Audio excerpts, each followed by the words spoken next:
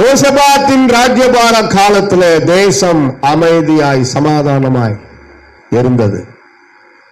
பராக்கா ஒரு காரியத்தின் முடிவிலே இந்த வார்த்தை வருகிறது என்றால் இது எப்படி வந்தது? இதற்கு மூல காரணர் யார்? யோசபாத். யோசபாத் என்ற மாவீரன். அவர் இல்லைன்னா இந்த பராக்கா என்ற வார்த்தை வந்திருக்காது. இந்த செய்தி தலைப்பு என்ன சொல்லலாம்? பராக்கா. சொல்லுங்க எல்லாரும். ஆமா, கர்த்தரை துதித்தார்கள். அர்த்தம், 4ஆம் நாளில் பராக்காவிலே கூடினார்கள், அங்கே கர்த்தருக்கு ஸ்தோத்திரம் செலுத்தினார்கள். அதுதான் பராக்கா, ஸ்தோத்திரத்தின் ஒரு வகை. எந்த ஒரு காரியத்தின் வெற்றிக்கு பின்னாடி அவங்க செய்த காரியங்கள் ஆரம்பத்திலிருந்து பார்க்கும் பொழுது நமக்கு ஒரு பக்தி விருத்தி, விசுவாசம் உண்டாகும்.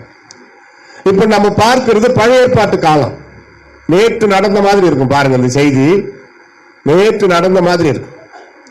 பழைய ஏற்பாட்டு காலத்துல ஒரு ராஜா எப்படி வேணும்னாலும் இருக்கலாம்.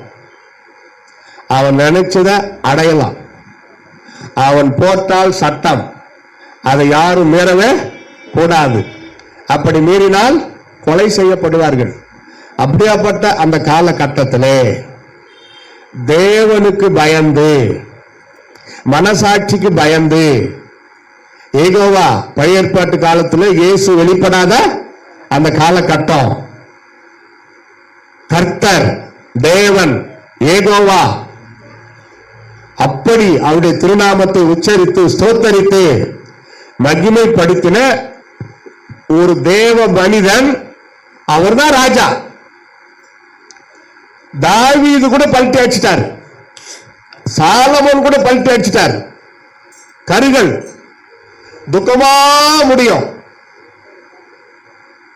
பழைய ஏற்பாட்டில் பாத்தீங்கன்னா. ஆனா இந்த யோசபாத்தை பற்றி பாக்குறப்ப நீங்க கேள்விப்பட்டீங்களோ இல்லையே தெரியாது, நீங்க படிச்சு பாருங்க. ஒரு 3 அதிகாரம் தான் அவருக்கு ஒதுக்கி இருக்கு.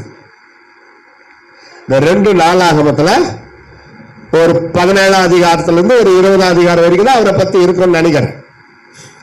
வெற்றி வெற்றி வெற்றி வெற்றி வெற்றி, விசுவாசம் விசுவாசம், பரிசுத்தம் பரிசுத்தம் பரிசுத்தம், நீதி நேர்மை, கர்த்தருக்கு ஊழியம். எல்லாரும் சொல்லுங்க, கர்த்தருக்கு ஊழியம் சொல்லுங்க. ஒரு ராஜா கர்த்தருக்கு ஊழியம் செய்ய வேண்டிய அவசியம் இல்லை, ஆனால் இந்த ராஜா செய்திருக்கிறார். அதனால இவரை எனக்கு ரொம்ப பிடிக்கும். ஊழியம் செய்யறவங்க எனக்கு ரொம்ப பிடிக்கும். கைப்பிரதி கொடுக்கறவங்க எனக்கு ரொம்ப பிடிக்கும். தெருவில் நின்று இயேசுங்களை ரட்சிக்கிறாருன்னு பேசுறாங்களே அந்த ஊழியக்காரங்களை ரொம்ப பிடிக்கும். எல்லா ஊழியக்காரங்களையும் ரொம்ப பிடிக்கும். அட்டு ஊழியக்காரர் தான் ஆண்டவருக்கு பிடிக்காது. யார் யாரெல்லாம் ஆண்டவருக்கு பிடிக்காதோ அவங்க எனக்கும் பிடிக்காது. அவ்வளவுதானே, முடிச்சுமா பிரசங்கம். ஜெபம் பண்ணி முடிச்சிடலாமா? அவ்வளவுதான் ரிசல்ட். ஆரம்பத்துல இருந்து பார்க்கும் பொழுது யோசபாத்தை பற்றி இதுக்கு அர்த்தம் கர்த்தரின் தீர்ப்பு. யோசபாத் என்றால் கர்த்தரின் தீர்ப்பு என்ற அர்த்தம். கிமு 914 வாழ்ந்த ஒரு தேவ மனிதர். இப்ப நான் 2 நாளாகமம் என்ற வார்த்தை சொல்லவே மாட்டேன். அதிகாரம் வசனத்தை மட்டும்தான் சொல்லுவேன். அங்கதான் நம்ம இப்ப ரவுண்ட் அடிக்க போறோம்.